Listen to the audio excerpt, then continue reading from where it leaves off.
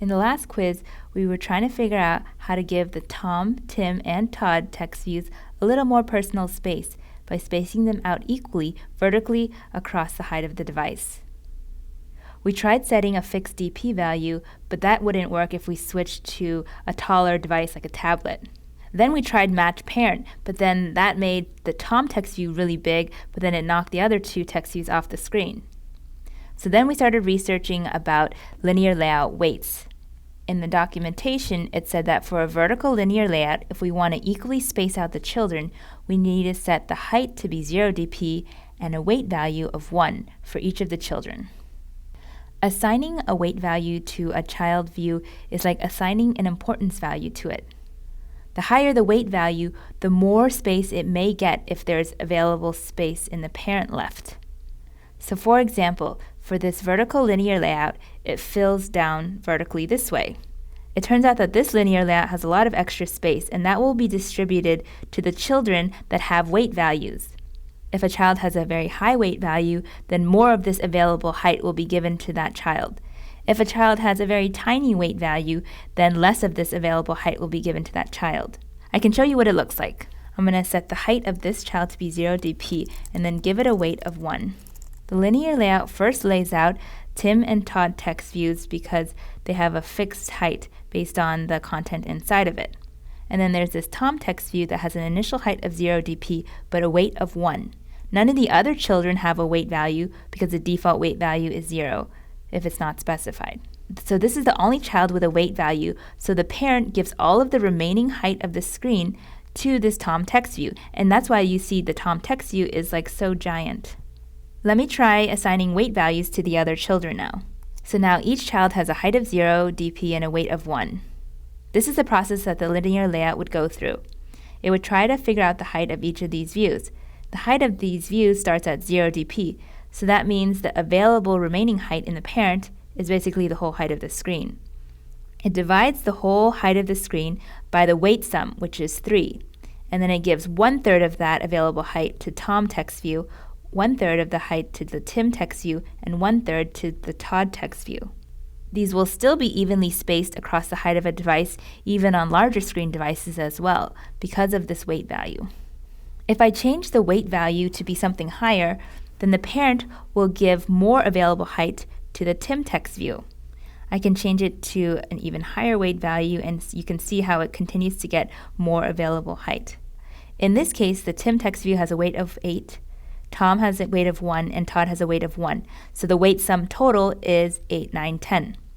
So the parent divides the available height divided by 10, and 1/10 goes to Tom, 8/10 goes to Tim, and 1/10 goes to Todd. So for a vertical linear layout, say we have 3 child text views. We set the initial height to be 0 dp, so they're all stacked up at the top of the screen with 0 height. That means the parent has all this extra height available. If I set a weight of 1 on each child text view, then the available parent height will be distributed equally across each of the children. The same would work for a horizontal linear layout.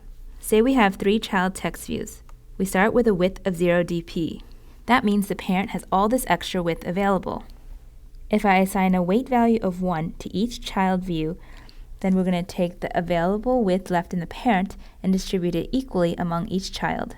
And again, it doesn't have to have a weight of 1. It could be 2, 3, or any other value, or it could even have a weight of 0.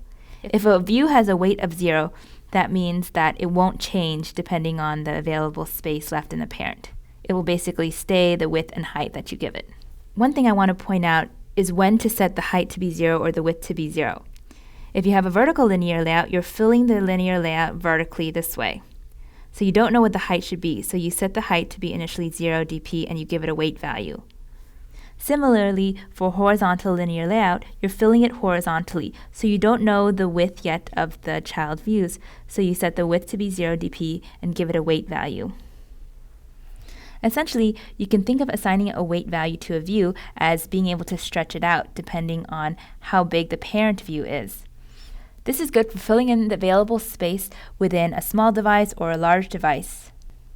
Here are a couple examples in real life where layout weights are really useful. This is the Google Hangouts app. You can use it to chat with your friends or send sleepy penguins to them. In this bottom part of the screen here is where you send your message. Let's look at this layout down here a little more closely. It's a horizontal linear layout because it's laid out in a horizontal row. It's made up of an image view, an edit text field where you can enter text, and then another image view. Now the height of each of these views is actually wrap content because it wraps to the content inside of it. The width of these two image views is wrap content because it's only as wide as the content inside of it. We give it a weight of 0 because we don't want it to be any bigger than this, even if there's lots of space in the parent left over.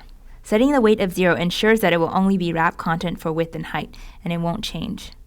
We want it to stretch so that it's a little bit bigger on larger screen devices, and we want it to shrink if it's on smaller screen devices. So we set the width to be 0 dp and the weight to be 1. That means that the parent linear layout will try to lay out this image first and then this image, and then any remaining width in the device will be given to this view. Here's an example in the Maps app. This is a detail page for a location. There are 3 buttons here: Call, Save, and Website. Let's look at them more closely. You can actually build these as text views with icons attached to them, and you can see the instructor notes for more details, but that's really a tangent point. For this exercise, let's assume that these are text views.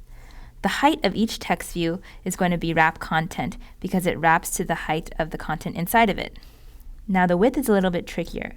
We want each of these text views to be spread out equally across the width of the screen, depending on whether it's a small device or a really large device. We don't want all 3 text views to be grouped into the left-hand side of the screen.